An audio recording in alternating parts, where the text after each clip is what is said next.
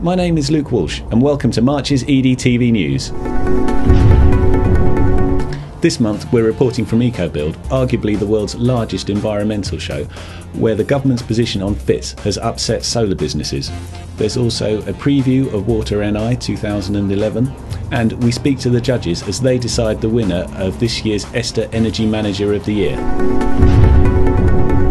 Firstly, we speak to Shadow Energy Minister Hugh Aranka-Davis, who has thrown his political weight behind a campaign to save solar power.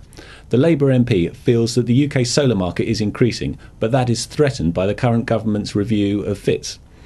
Speaking to Edie TV News at Ecobuild's packed solar hub, the Minister explained what he would do differently. Well, I'm here because the campaign has got a very good aim behind it, which is to get the government to think again about what it's doing with feed-in tariffs.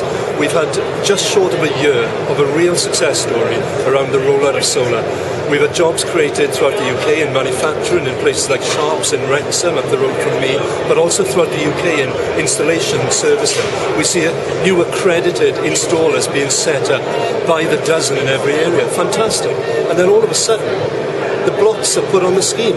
And it's a real worry because it's not just the uncertainty now, but it's the fear that people have that the government isn't committed to renewables in the way that they said they were. So the purpose of this campaign, and that's why I'm here supporting it today, is to say to the government, think again. You're being a bit premature. You're using a sledgehammer to crack a nut here.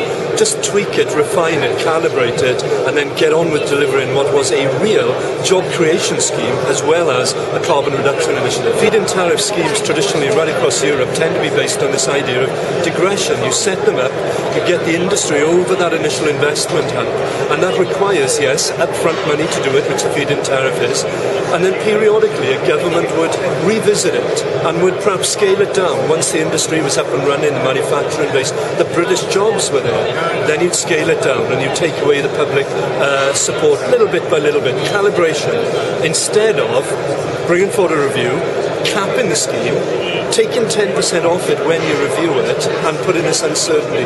If there's one thing that ministers know and should know, is you don't put investor uncertainty into any market whatsoever. So that's what we do if we were in government. We'd keep it going as it was set up to do. So there's time to change their mind. Northern Ireland Water's recent performance can be summed up in one word: shambles. Edie's parent company, Faversham House, is holding it and its regulators to account at a conference in Belfast called Northern Ireland Water. The utility regulator last week found that Northern Ireland's infrastructure was better than most of the UK, but its executive leadership had an inability to execute emergency planning procedures. Edie TV News will report from the conference in its next bulletin. Edie TV News was at the judging for the ESTA Energy Manager of the Year this week, although we can't reveal the winner as no one knows that until it is shown at Sustainability Live later this year. We can give you an insight into how the three judges made up their minds. I think the Energy Manager's role has really evolved from being one where it used to be people who kind of worked in boiler houses and were very mechanically or electrically focused, and that's obviously still a very important part of energy management.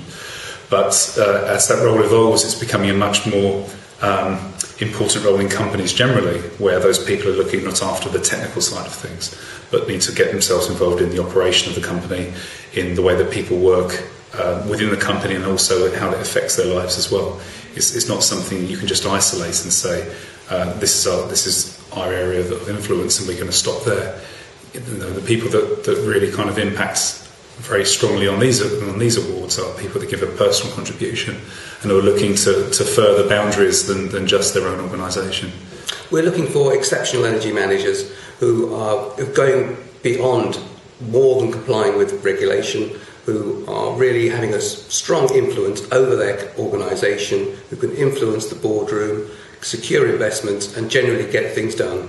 Well, what we're looking for is people that can demonstrate they've got some particular ideas and innovations and novelty which they're bringing into the profession. I mean, it's a need that's been out there for many, many years in terms of managing energy.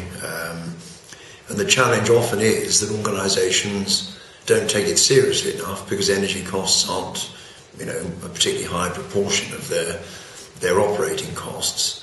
but nevertheless there might be significant sums of money in terms of what savings can be made. So getting energy to be taken seriously and on the board of directors programme can be challenging. And having got it on the programme, a lot of the success depends on engaging your staff and colleagues and getting funding to make things happen. And so the Energy Manager is very much in the centre of all that in terms of understanding what the technologies and the opportunities are about on the one hand, and then persuading colleagues and others to help work to make things happen and deliver the results. So what we're looking for is examples of success in that regard, which comes down to one person who has made things happen, has had the ideas, come up with some innovation and delivered some results.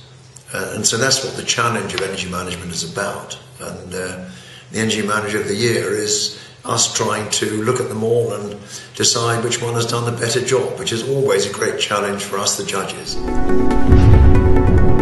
Thank you very much for watching, and we'll see you next time.